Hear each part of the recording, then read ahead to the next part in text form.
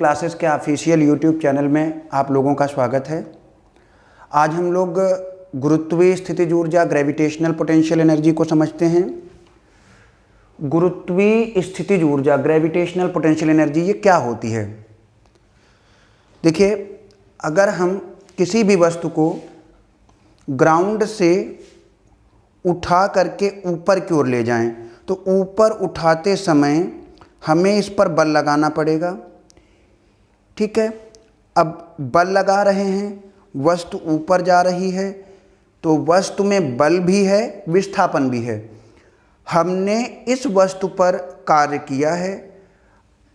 अब इस वस्तु को जिस पोजीशन में हम छोड़ेंगे, जिस पोजीशन में ले जाएंगे, उस पोजीशन से अगर छोड़ें तो ये वस्तु जितना हमने इसको उठाते समय कार्य किया है, छोड़ने पर ये वस्तु उतना ही कार्य स्वयं भी कर लेगी। इसका मतलब ये हुआ कि वस्तु को ऊपर ले जाते समय इसमें कार्य संचित हो गया, स्टोर हो गया है। किसी वस्तु को जब हम ग्राउंड से ऊपर ले जाते हैं तो उसकी स्थिति बदलती है और स्थिति बदलने पर इसमें एनर्जी स्टोर होती है। इसी स्टोर्ड एनर्जी को हम ग्रेविटेशनल पोटेंशियल एनर्जी कहते हैं। अब इसको जरा टॉपिक में समझ लेते हैं। ये पिंड है, इस पिंड को हम ऊपर की ओर ले जा रहे हैं। ऊपर ले जाने के लिए बल F का मान कम से कम mg के मान के बराबर होना चाहिए। इसका मतलब बल हो गया F और जो विस्थापन है वो हो गया h। W equal to F into H. F कितना है? mg है इंटू h। इतना कार्य इस वस्तु में स्टोर हो जाएगा जब हम इसको h ऊंचाई तक ले जाएं। अब जब वस्तु छोड़ेंगे तो वस्तु इतना ही कार्य करने की क्षमता रखेगी। यही क्षमता गुरुत्वीय स्थितिज ऊर्जा है।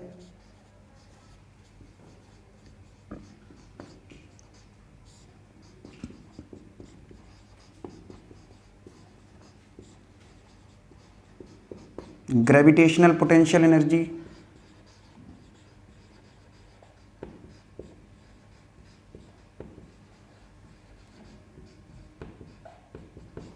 U इक्वल टू W और W कितना? mgh।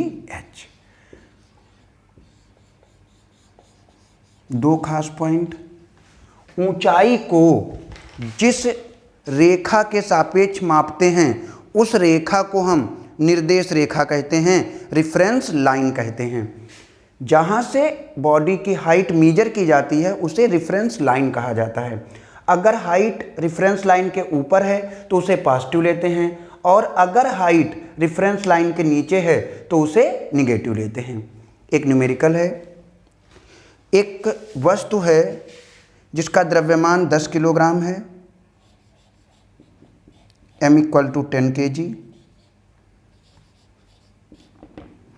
इस वस्तु की हाइट 20 मीटर है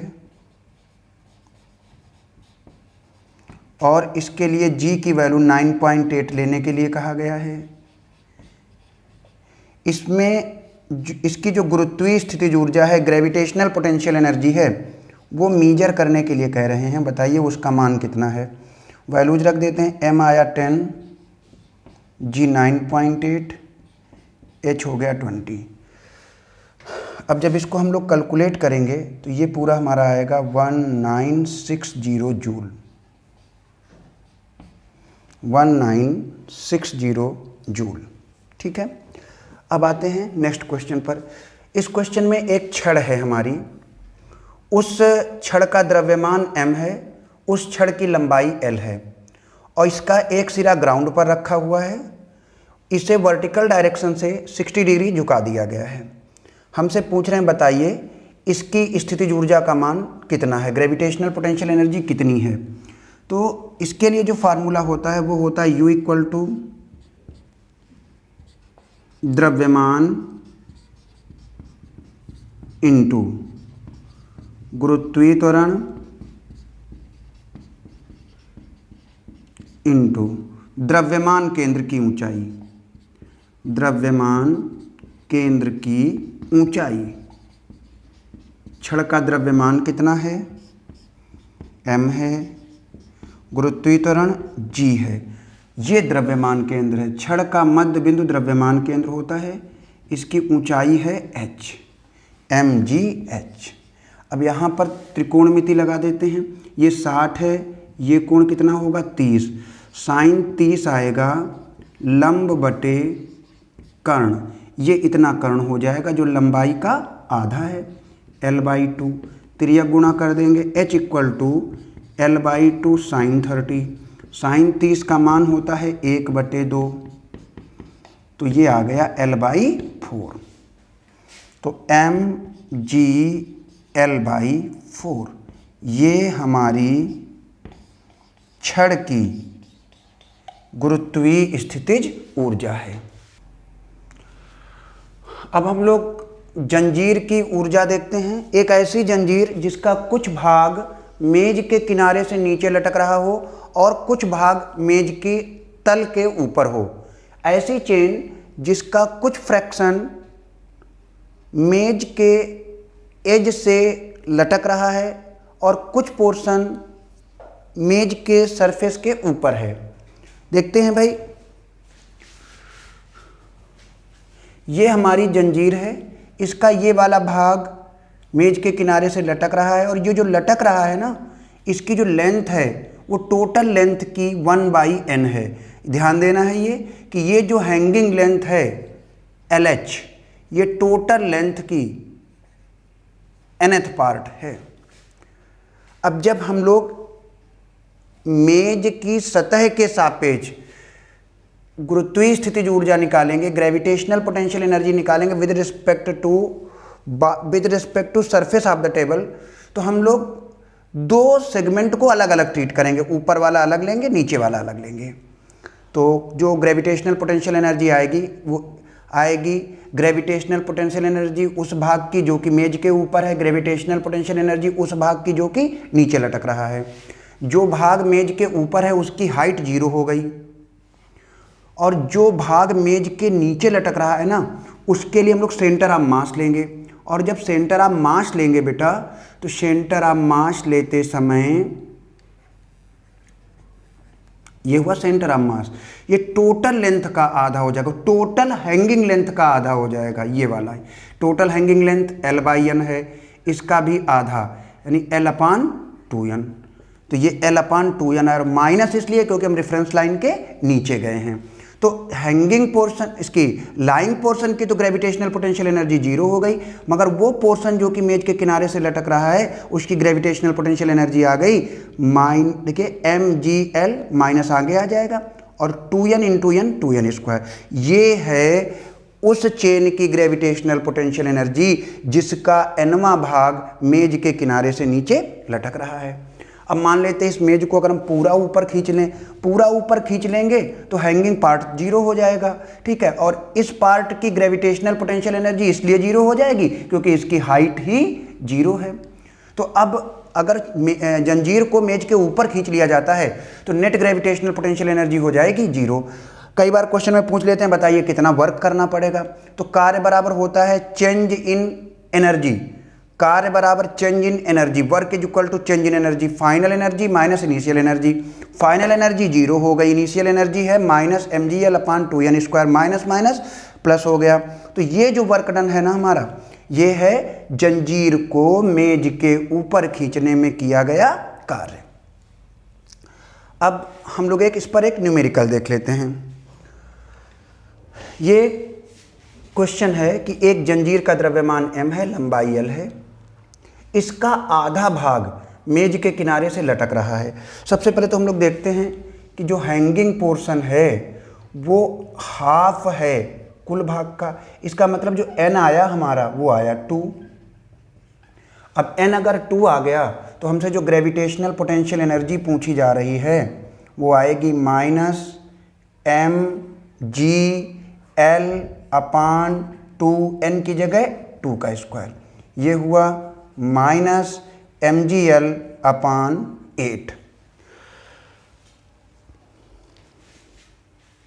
इस तरीके से ये जो फार्मूला है हमारा वो ट्रिक की तरह कार्य करता है और हम लोगों को डायरेक्ट लटकती हुई जंजीर की ग्रेविटेशनल पोटेंशियल एनर्जी मिल जाती है।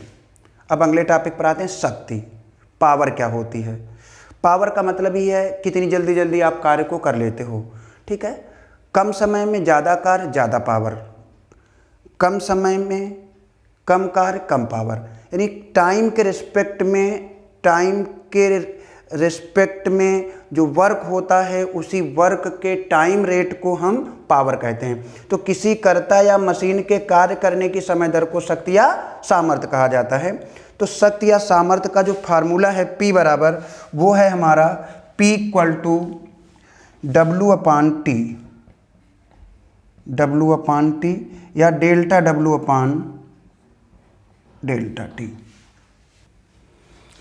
बेटा शक्ति का जो सूत्र है वो है P बराबर W अपान टी। अगर हम लोग इसका मात्रक देखें तो P का मात्रक बराबर आएगा W का मात्रक बटे T का मात्रक। कार्य का मात्रक होता है जूल, समय का मात्रक होता है सेकंड, तो इसका मात्रक आया जूल पर सेकंड। अब हम लोग इसकी विमाएं देख लेते हैं। डायमेंशंस ऑफ P बराबर dimensions of W m L2 T minus 2, और समय की जो डायमेंशन आएगी वो आएगी T m L2 T minus 3, ठीक है।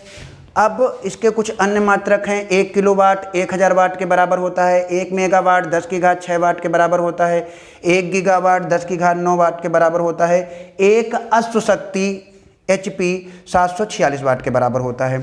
ये क्वेश्चन सरल है लेकिन इम्पॉर्टेंट बहुत है। 1 किलोवाट ये हो गया 1000 वाट। अब अगर हम इसमें 746 से डिवाइड कर दें तो ये हमारा अश्व शक्ति बन जाएगा HP। कैलकुलेट करने पर ये आता है 1.34 HP। तो 1 किलोवाट 1.34 अश्व शक्ति के बराबर होता है। अब देखते हैं कि कैसे कैसे क्वेश्चन बनते हैं शक्ति पर। तो पहला कॉन्सेप्ट है कि एक व्यक्ति जिसका खुद का जिसने m द्रव्यमान का एक पिंड बक्सा उसको अपने हाथ में पकड़ा हुआ है और उसको ले करके वो स्मॉल t समय में h ऊंचाई तक पहुंच जाता है। तो क्वेश्चन में पूछा जाता है कि बताइए उसकी औसत सामर्थ्य कितनी है। एक मैन है, उसने बॉक्स ले रखा है m मास का, उसको ले करके वो t टाइम में h हाइट तक चढ़ जाता है। आपसे पूछते हैं कि बताइए इसकी एवरेज पावर कितनी है। तो हम जानते हैं जो कार्य होगा वो गुरुत्वीय स्थितिज ऊर्जा के बराबर होगा। Work is equal to gravitational potential energy. तो वर्क आ गया हमारा mgh। बस यही पॉइंट यहाँ पर ध्यान देने वाला है, W इक्वल टू mgh। तो शक्ति का फार्मूला होता है P बराबर W अपान टी, W का मान mgh, टाइम का मान t। तो P बराबर यहाँ से आया mgh अपान t। इसको भी डायरेक्ट पूछा जा चुका है। सेकेंड कॉन्सेप्ट पर आते हैं बेटा। एक वाहन है जिसका द्रव्यमान m है, ये खड़ा हुआ है, t समय में इसकी वेलोसिटी v हो जाती है। इस ड्यूरेशन में एवरेज पावर कितनी होगी? तो देखिए इस वाले में हम लोग किसका यूज करेंगे। पहले यहाँ पे काइनेटिक एनर्जी निकालते हैं, half m v1 square. Velocity 0 है, काइनेटिक एनर्जी 0 हो गई। K2 equal to half m v2 square. v2 की जगह v लिख लो। कार्य ऊर्जा प्रमेय कहती है कि W इक्वल टू डेल्टा के, डेल्टा के मतलब K2 माइनस K1, ये आ गया हाफ mv स्क्वायर। फिर सामर्थ्य का जो सूत्र है वो है P बराबर W अपान टी। तो यहाँ से आ जाएगा mv स्क्वायर अपान 2t। तो ये बेटा आपका सामर्थ्य निकल आया किसके लिए? गतिशील कार के लिए। अब हम लोग तत्कालिक शक्ति देख लेते हैं। तत्कालिक शक्ति क्या होती है? अगर किसी भी वस्तु का जो बल है और वेग है वो अगर समय के साथ साथ परिवर्तित हो रहा हो तो उसकी शक्ति भी समय के साथ साथ परिवर्तित हो रही होगी। ऐसी स्थिति में हम तत्कालिक शक्ति की बात करते हैं। मान लेते हैं एक छोटे समयांतराल dt में किया जाने वाला कार्य dw है, तब शक्ति P आएगी dw अपान dt। अब ये कार्य बराबर होता है बल गुणित विस्थापन, यानी बल और विस्थापन का अदिश गुणनफल, dot product of force and displacement. तो डी डब्ल्यू की जगह रख दिया हमने F vector dot D S vector, F vector अलग कर दिया D S vector upon D T, D S upon D T हो गई velocity, F vector dot V vector. तो इसका मतलब है कि तत्कालिक शक्ति बल और वेग के अदिश गुणनफल के बराबर होती है। अब इस पे हमसे दो तरीके से क्वेश्चन पूछे जाते हैं। पहला तरीका है कि हमें एफ और वी दोनों के वेक्टर फॉर्म दे देते हैं, जैसे ये दे दिया F1 i cap, F2 j cap, F3 k cap, और वेलोसिटी दे दी V1 i cap, V2 j cap, V3 k cap. अब हम लोग जब इनका डॉट प्रोडक्ट निकालेंगे तो डॉट प्रोडक्ट निकालने का तरीका ये है कि i का i से गुणा करते हैं, j का j से गुणा करते हैं और k का k से गुणा करते हैं। F1 V1, F2 V2, F3 V3। तो ये आ गई तत्कालिक शक्ति। और कई बार हमसे F और V के मैग्नीट्यूड दे देते हैं और उनके बीच का कोण दे देते हैं। ऐसे में हम लोग जो A dot B equal to A B cos theta यानी डॉट प्रोडक्ट का फार्मूला वो लगा देते हैं P बराबर एफ वी कास थीटा।